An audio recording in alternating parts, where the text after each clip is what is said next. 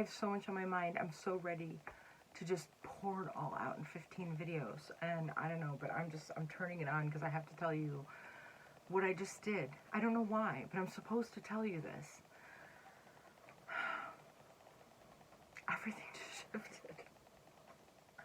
I have this art table, right? I have this art table in my art studio, and it's usually covered with things.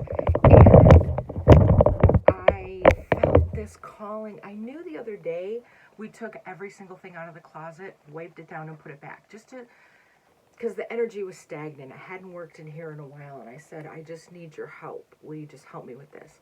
I need you to help me just go through the closet, and then everything under the tables, on the floor, all the way back in the corners.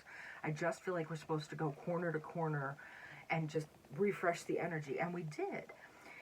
And I started to get back in here, and I still just felt like something, I don't know, I need to move the energy. I can't explain it. I just feel like I've, for the last, I think my countdown app told me it's been 25 days since I set myself on we're just going to go.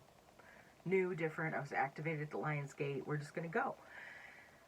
And everything's been different. August has been shaking the snow globe and getting rid of everything before, and something new's coming in September. And this is just, August has just been, we're just going to do this, you know?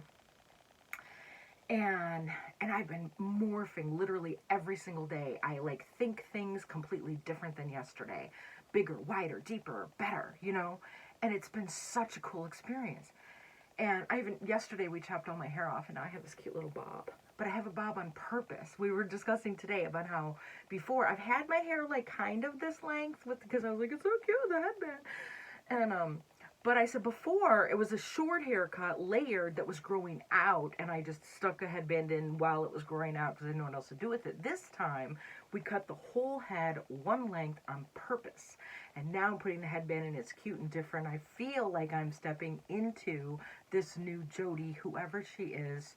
She's totally different than all of them, and she is all of them together combined, and it's so beautiful. And so today I just kept having this feeling, get in your studio and just take everything off that table, because you love when you do that. But something different today was take sandpaper to the table. And I thought, well, I know what I want to do is really clean the table, because I'm a Virgo. It has to be really clean before I do anything with it. And then I want to take my wax paper and cover it with the wax paper and painter's tape, you know, so that I can make as much of a mess as I want, and it won't keep layering on, you know, my table will still be my smooth table underneath.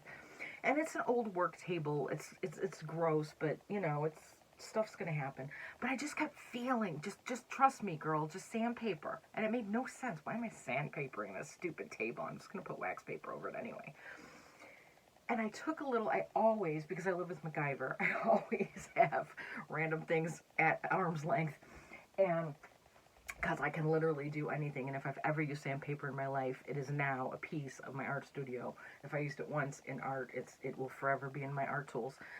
So I grabbed a piece 3 times the size of this. And I just, because I decided this one was too pristine, I wanted one that looked like it was used already for this project. And I grabbed this hunk of sandpaper that I should have saved to show you. And I just started going over this table. And the more I did it, the better I felt. It was like it was sanding off everything I've ever done that's getting in my way. You know what I mean? And it was so it was all of it. It was the tactile experience. It was the ASMR where you hear it and you're like, that sound of the sandpaper. I can't explain it. The more I did it, I was like, oh, well, got to refill the dog's water bowl now, because I didn't think about how the dog's water's right there and all the sanding went in there. So she's getting fresh water. Fresh start for you too. And just, you know, the goofiest things you think of when you're doing this shit. And the more I sanded, I couldn't stop. I was like, oh, this feels so good. Because in the beginning, at first, it was like stuck. You know what I mean? Just like, you see where I'm going with this. Just like us and our lives. It was stuck and stagnant, and it was skipping, you know. And then once I hit this one part of the table, it just started flying and going really easy, and sand dust is going everywhere, and now I'm more motivated than ever, and now I'm putting more energy into the whole table, and half the things are gone completely, half the things are still here but look different and refreshed.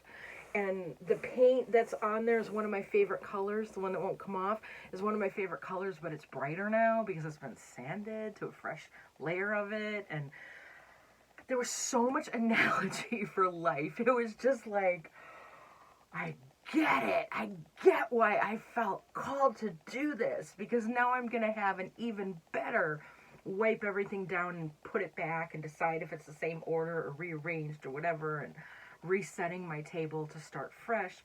But I get it. I get it. It goes right in line with the personal lessons I've had lately about how, like, you're clinging to something. You are clinging to something and you won't let it go. Some of us used to follow Kyle Cease, and he used to talk about hanging onto the piano.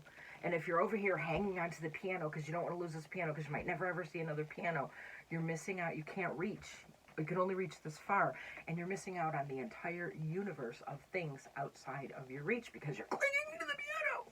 But if you would just let go of the piano, there's an entire world just outside your reach, and there's probably 27 other pianos that could come in your awareness, right? If you really needed another piano, there'll be another one, right?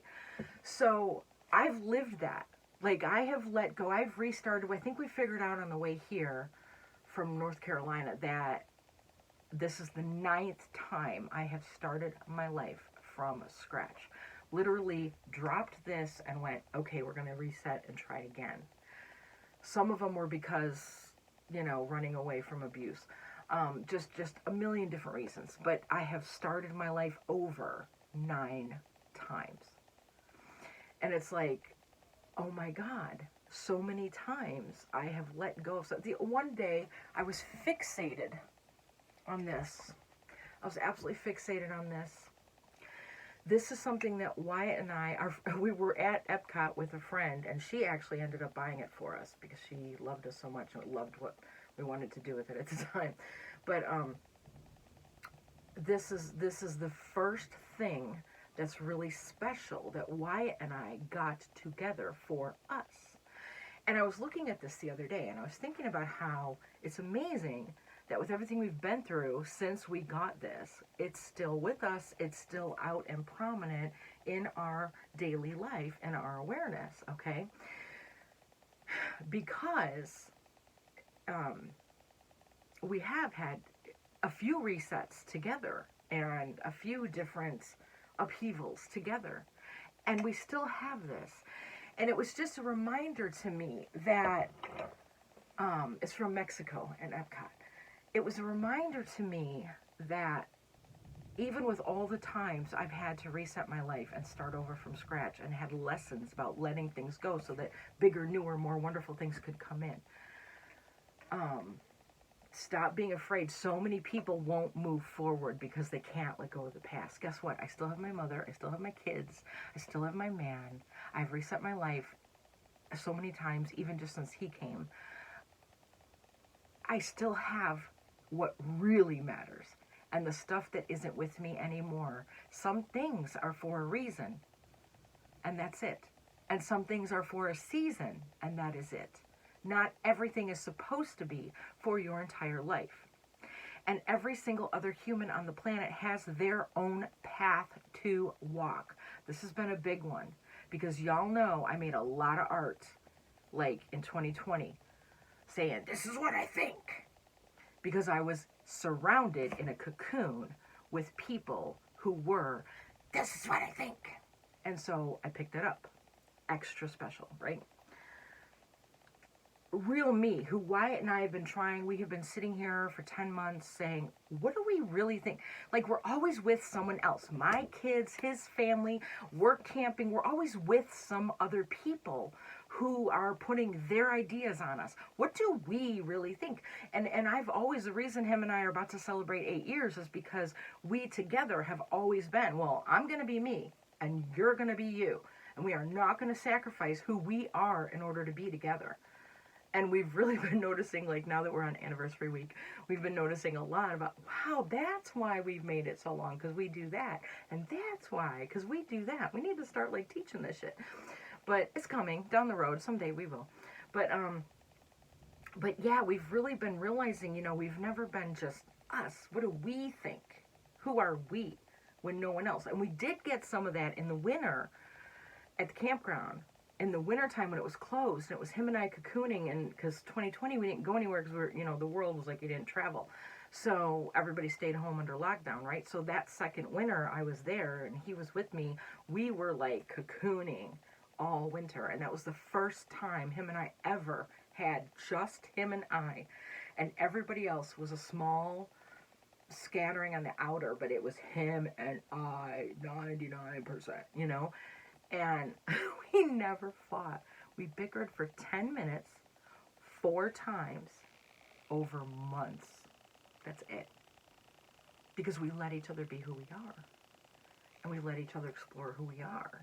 And so this year we've been getting back to that. We've been really exploring. Who are you? And you're allowed to be someone different yesterday, today, the day before, tomorrow. Who are we? And I've really spent this whole summer like really exploring. We choose our beliefs. We choose which pianos to hang on to and to let go of. And I'm noticing in myself what I'm not doing because I'm afraid to lose this. And I'm really paying attention to that. And one thing that really, really helped was, for the longest time, I had family in Indiana and Illinois and down in Florida. Like my family, and it was back and forth, back and forth. That's my family. Even my kid's dad was back and forth between. We just had this path. We were all started in Chicago, went down to Florida. He went up to Indiana, came back to Florida. Family went to school. One of my kids went to school in Illinois. Meanwhile, when Dad moved back down, son was in Indiana at college. So it became Indianapolis, Chicago, and Florida. And it just went, that was it for the longest time. This is where my family is. And then I was with Wyatt. Okay, if I'm in Virginia, it's okay because I can either get there overnight or there overnight. If somebody needs me, I can get there. Call me in the morning, I'll be there by bedtime. Call me at night, I'll be there by the time you wake up. Got it. So I can be here and it's okay.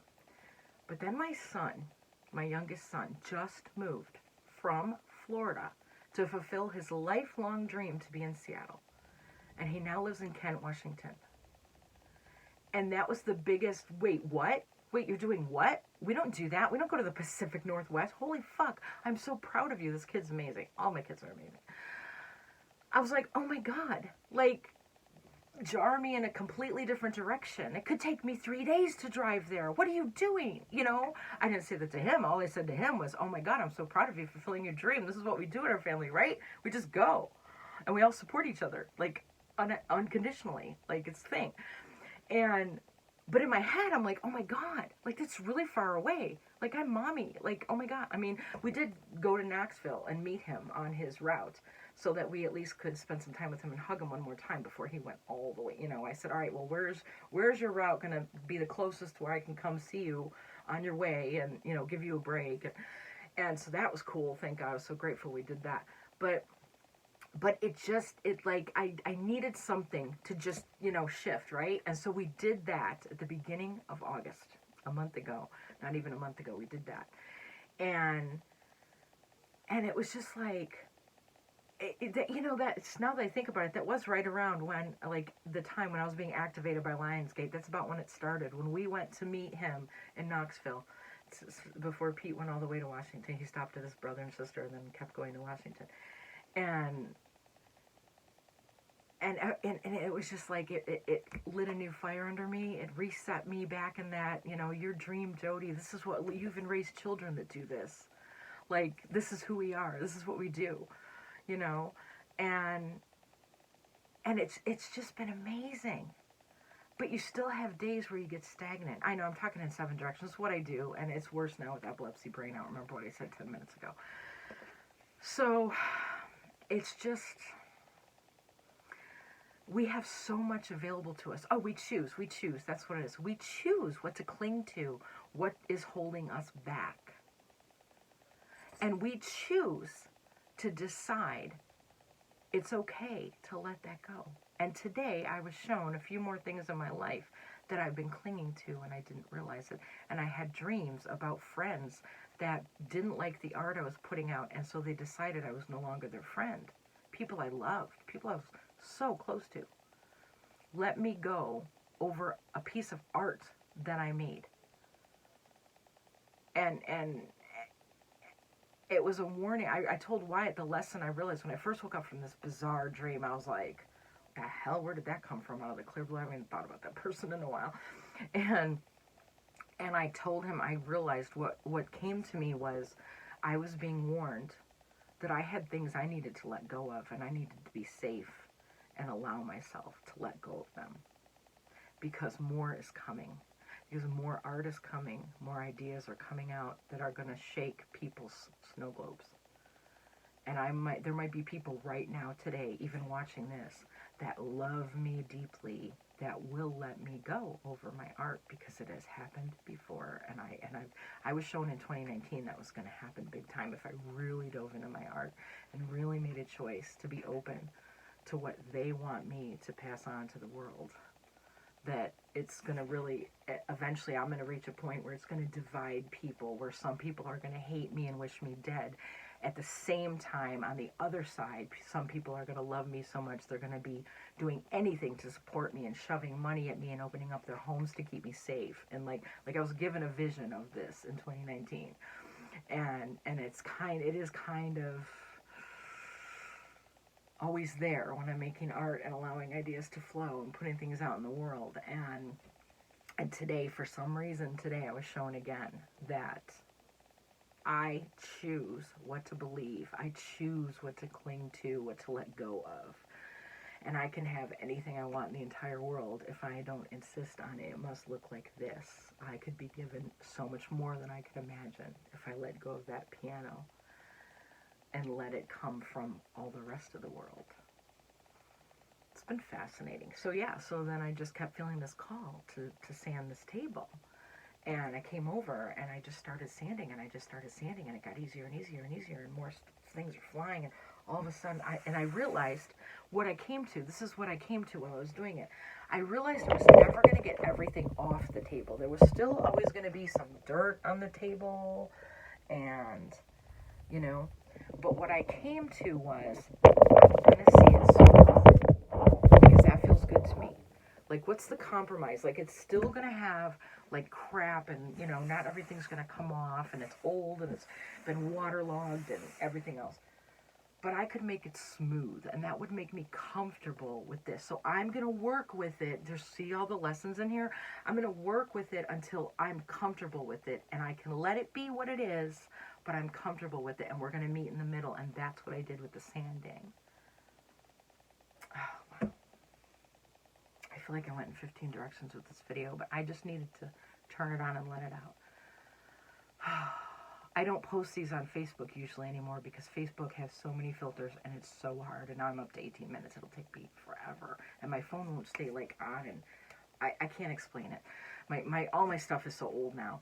And but I can take, if it takes 3 days, it takes 3 days. I might be able to get it uploaded to YouTube, so I'll do that if I watch it back and decide it needs to be seen and heard. But if I'm told there's a lesson in here for someone, get it on YouTube, I'll do that. But if nothing else, I'll have a good video diary on my, when I die, my kids will have a good video diary. Whatever. I made the video because I needed to make it. Some of them make it out to the public, and 2/3 of them don't. So it is what it is. I never know which one's going to be the one that gets loaded. So